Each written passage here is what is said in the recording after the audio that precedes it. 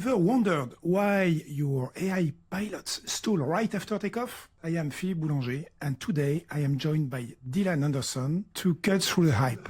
Today's guest is Dylan Anderson, Director of Data Strategy, Analytics and AI at London-based consultancy Atombit. Over the last decade, he's helped organizations turn messy data into measurable outcomes, and he's built a community of more than 50,000 on LinkedIn and 9,000 on Substack by mapping what he calls the data ecosystem. In short, Dylan lives where strategy meets data and makes it work. In part one, we are asking a blunt question. If we have more data than ever, why are insights still so rare? Let's start with your background. Tell us about yourself and your career journey in the data space.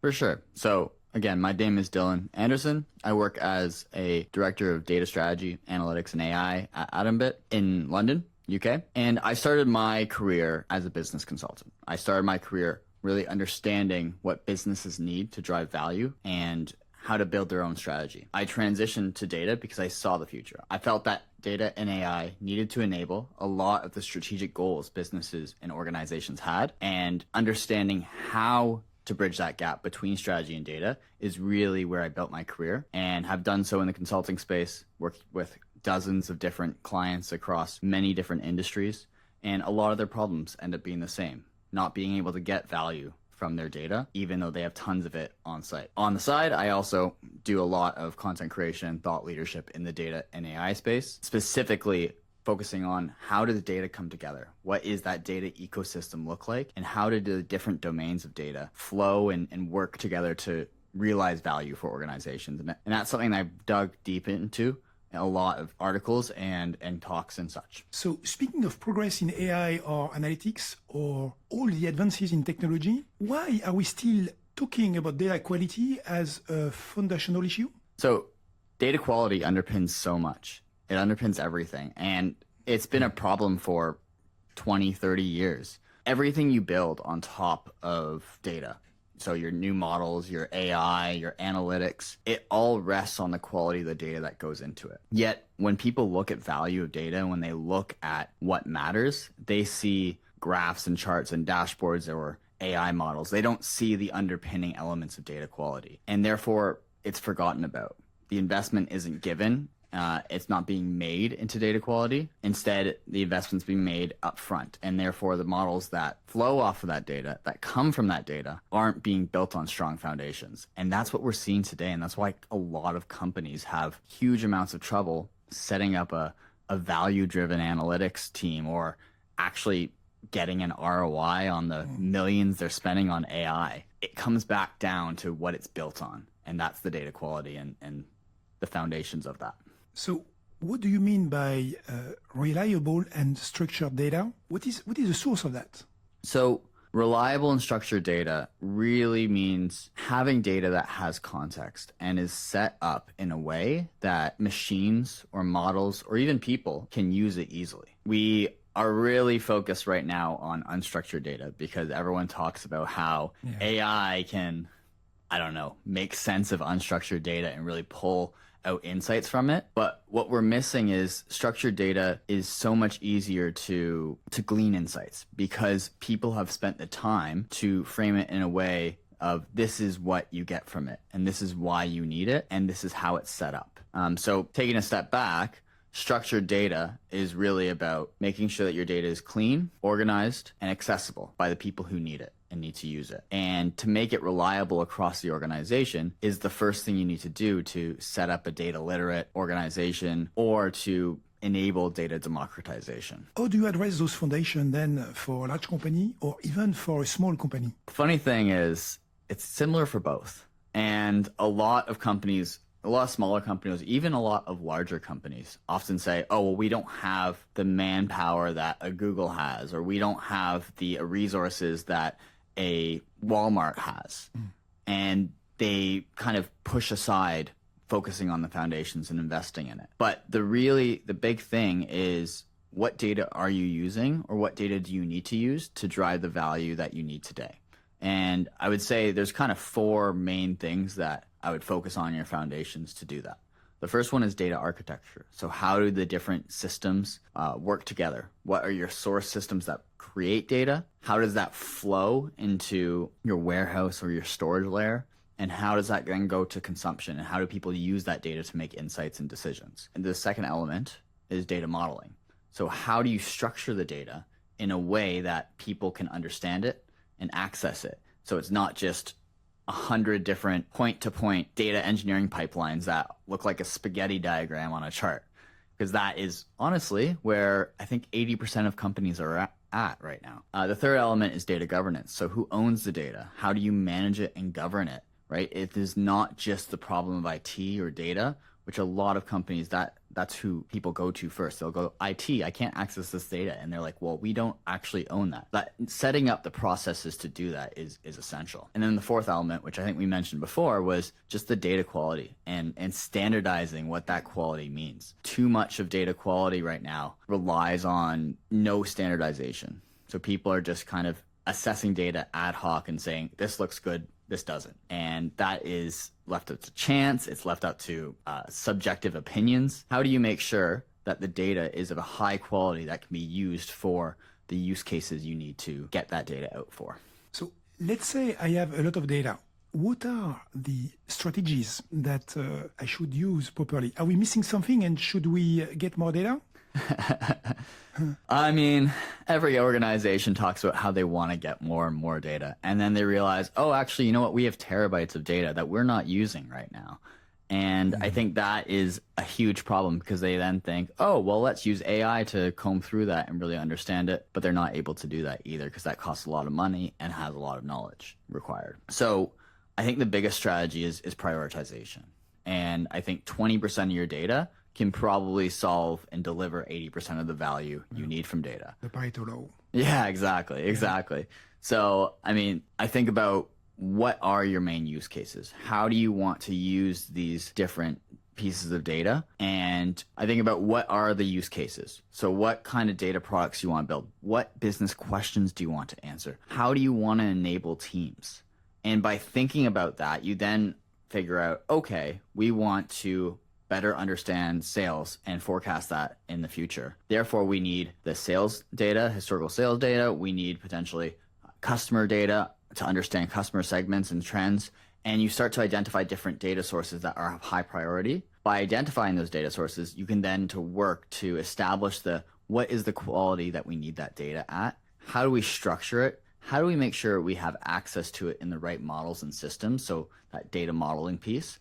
And in the end, you kind of create a overarching view of what matters. And that becomes structured well. And then as you see fit, if you find new data that becomes of importance, or if you've done that, you can add to it and build something that's more cohesive and maintained in the right way. But I think you start off with prioritization. Figure out where you can get the most ROI from data, because too many teams just start by building models and they don't prioritize, and that leaves them wasting a ton of money, and data becomes a cost center and no one sees the value from it. Yeah, so focus over distraction.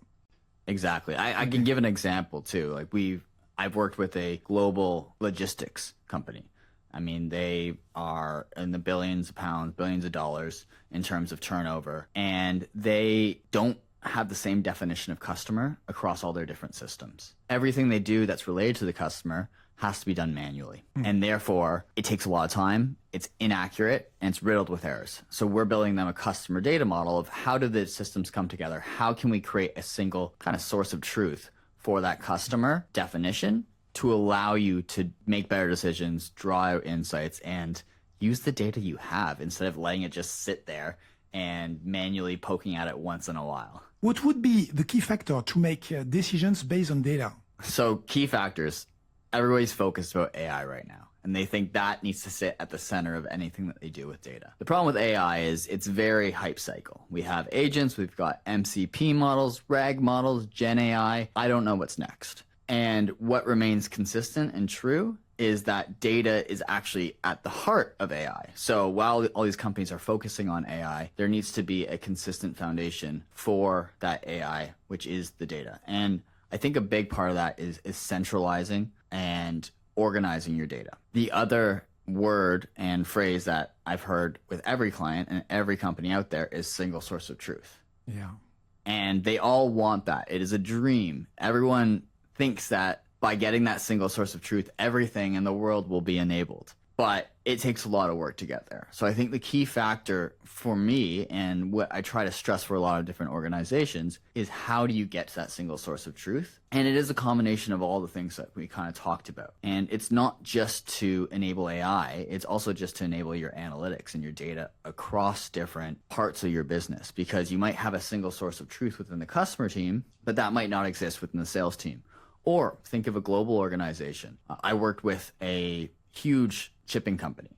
And what we did was we built them a digital twin at one of their ports in Morocco. The digital twin gave them a visibility into their entire operations, allowing them to simulate how to improve efficiency. And for a port, if you improve the efficiency by 2 to 3%, that's millions of dollars saved per year. Yeah. And the problem was we built the digital twin for that port, but we weren't able to scale it because there was no single source of truth in that organization for different ports. And we had to rely on data that was individual per port, meaning that scaling this out was impossible. The data involved in that project was subject to one port and not the rest of the organization. The rest of the organization had different types of data all across the world and organized it in different ways and had no single source of the truth. So when we built this very powerful, very efficient, and very effective tool for the one port, it couldn't be scaled. They couldn't use it across the organization. So that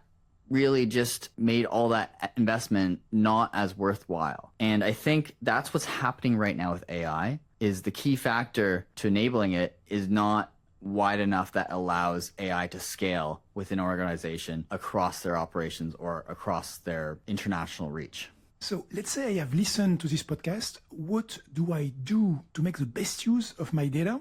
How do you make this work in reality? So I think the biggest thing is to talk to stakeholders and listen to them. And those stakeholders should not just be in the data and technology teams. It needs to be across the business. So what are people doing on their day-to-day workload? How are they using data? But more importantly, how are they driving value for the organization? Then as the data team, it's important for you to work with them to figure out what kind of data products, what kind of data tools will help solve those problems and make them easier for them and create efficiencies or drive value. And flowing from those data tools and going back to kind of where we talked about prioritizing use cases is what data feeds into that and how do we kind of make sure that data is of high quality so that we can use it on a consistent basis. Within understanding how to do that, there's a lot of different elements, and we mentioned a ton today on the podcast, but I think the biggest one is data quality.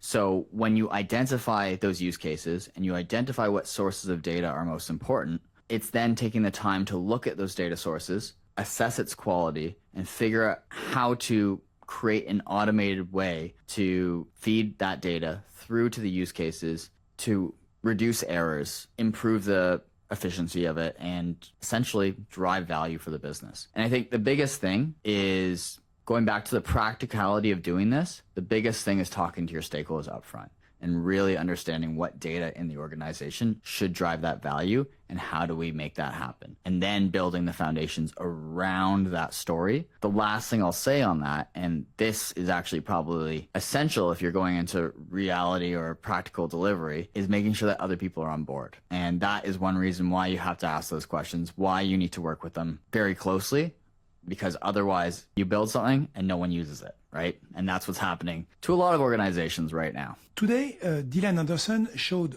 why, despite all the excitement around analytics and AI, most companies still struggle to turn data into decisions. The core issue is not tools, it's shaky foundations. Organizations are drowning in data, but starved of insight because the information isn't structured, isn't trusted, and often isn't even shareable across teams. Reliability spans the classic dimensions: accuracy, completeness, timeliness, and consistency. Dylan's shipping port digital twin story made it concrete. A breakthrough at one site stalled at others because each port standards and data quality were different, killing scale and momentum. The lesson? before you scale, standardize. Now, here is your tease for the second part of this podcast. If part 1 was about fixing the pipes, part 2 is about turning the tap. How data quality transforms AI from a headache into a competitive edge. We'll dig into why AI is finally democratizing insight, why structured beats unstructured inside the enterprise, and how small, specialized models on your own trusted data reduce hallucination and raise accuracy. We'll talk data quality debt, the people and process changes that unlock AI, and real examples of AI harmonizing messy records at scale. If you want AI that actually works in your business, start with the data and join us in episode 2.